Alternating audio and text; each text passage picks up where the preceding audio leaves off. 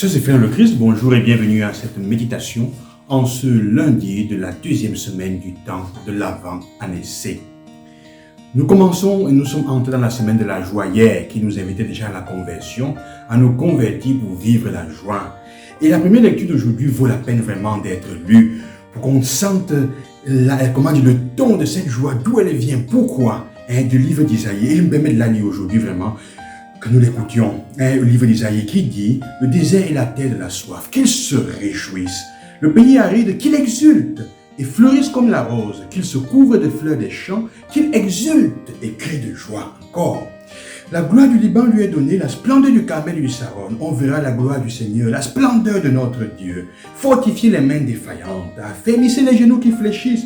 Dites aux gens qui s'affolent, soyez forts, ne craignez pas. Voici votre Dieu. C'est la vengeance qui vient. C'est la vengeance de la revanche de Dieu. Il vient lui-même et va vous sauver. Voilà le motif de la joie. Alors se dessireront les yeux des aveugles et s'ouvriront les oreilles des sourds.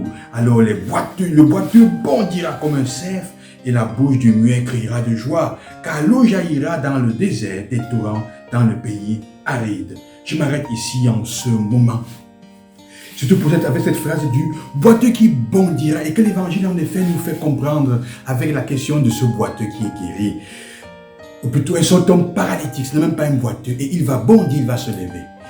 L'évangile maintenant effectivement, qu'est-ce qu'il nous raconte de si intéressant, c'est le fait que ces hommes apportent un paralytique à Jésus et ne peuvent pas entrer parce que la foule le leur en empêche.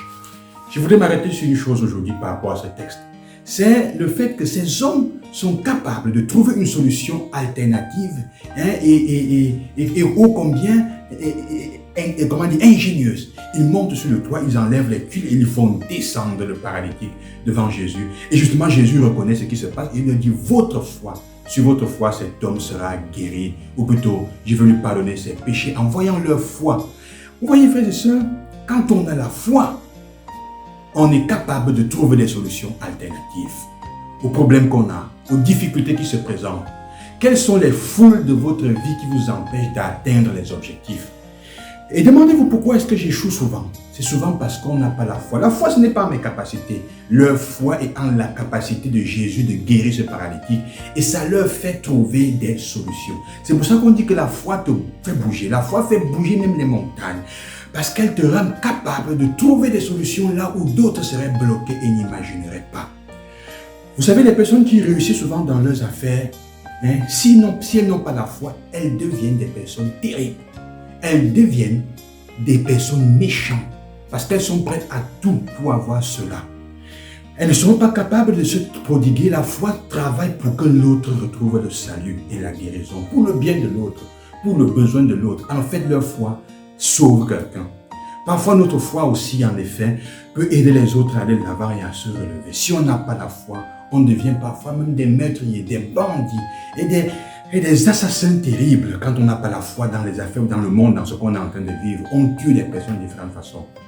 Jésus fait comprendre cela, c'est la foi. En plus, en effet, les pharisiens qui sont en train de discuter avec Jésus de théologie sont les mêmes qui, en voyant comment il soulève et il libère quelqu'un, se deviennent agressifs. On se scandalise parfois en face du pardon que Dieu offre aux gens. De la possibilité de pardonner, on se scandalise, on dit jamais. Ce n'est pas possible. Tu es qui? Tu es même qui pour te comporter comme ça? On se scandalise alors qu'on est tous les jours avec Jésus ensemble. Cet homme est guéri pas à cause des pharisiens, de leur théologie, de leurs grandes paroles, mais grâce à cette foi simple. C'est souvent la foi des personnes simples qui nous sauvent, qui nous libèrent, leur générosité, leur bonté. Parfois, nos grandes paroles sur Jésus ne servent à rien quand elles ne se traduisent pas en paroles. Donc, c'est pour ça que nous sommes invités à avoir la joie cette semaine. La joie pour cela. Et Jésus, en effet, va lui dire, pour que vous sachiez que le Fils de l'homme a le pouvoir de pardonner les péchés, je ne te pardonne pas seulement, lève-toi et marche.